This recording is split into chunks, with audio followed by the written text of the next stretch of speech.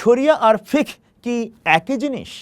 নৃবিজ্ঞানী এবং ইসলামী চিন্তাবিদ জিবা মীর হুসাইনি যেমনটা দেখাইছেন, শরিয়া হইল ঐশী বা খোদাই নির্দেশনার ধারণা, কিন্তু ফিকহ হইল সেই নির্দেশনাকে মানুষ কিভাবে বুঝতেছে, ব্যাখ্যা করতেছে এবং সেগুলোকে আইন হিসেবে রূপ দিচ্ছে তার ইতিহাস।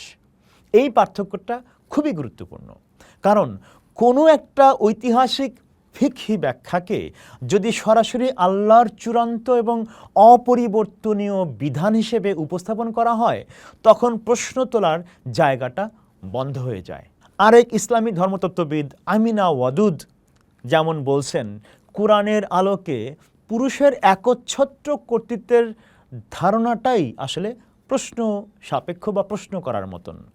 তার মতে পুরুষের নারীর উপর কর্তৃত্বের ধারণা তাওহীদের ধারণার সাথে সাংঘর্ষিক। আরেক ইসলামী চিন্তাবিদ, ইসলাম বিষয়ক গবেষক আসমা বার্লাসও যুক্তি দিচ্ছেন যে কোরআনকে এমনভাবে পড়ার কারণ নাই যাতে পিতৃতন্ত্রকে একটা চিরন্তন ধর্মীয় ইসলামী ব্যবস্থা হিসেবে প্রতিষ্ঠা করা হয়। এইখানে একটা গুরুত্বপূর্ণ প্রশ্ন সামনে আসে।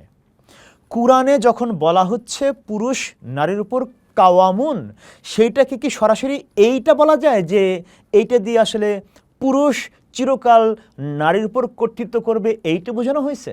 এই বিষয়ে গুরুত্বপূর্ণ একটা গবেষণা গ্রন্থ মেন ইন চার্জ বইটাতে ইসলামী গবেষকরা দেখাইছেন বিষয়টা এত সরল আসলে মোটেই নয়।